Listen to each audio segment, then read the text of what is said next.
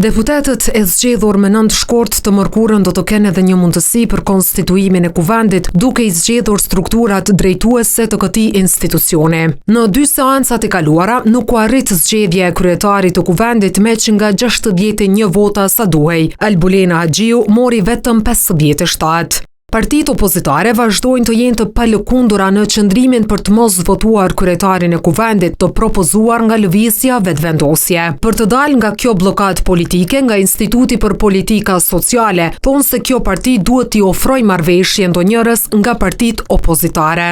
Marrëveshje politike është vështirë që të arrihet 61, sepse edhe vetë zoti Limaj me abstenimin e tij që ka bërë gjatë këtyre ditëve në mënyrën se si ka votuar, paka shumë mesazhe që e jep është që nëse dëshironi të merrni votet e mia, doni të bëni marrëveshje. Në Institutin e Kosovës për Drejtësi, vlerësojnë se partitë opozitare duhet të lëshojnë pe. Mbetet komplet në përgjithësinë dhe detyrën e deputetëve që ta konstituojnë kuvendin, për arsye që kjo është një obligim kushtetues që i ka vënë gjykata kushtetuese.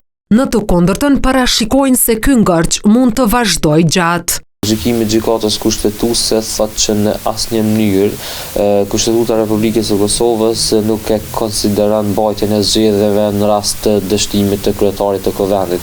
Vetëm në seancën e tretë u miratua raporti i Komisionit për verifikimin e mandateve, i cili hap rrugë betimit të deputetëve të zgjedhur që u bë të shtunën e kaluar.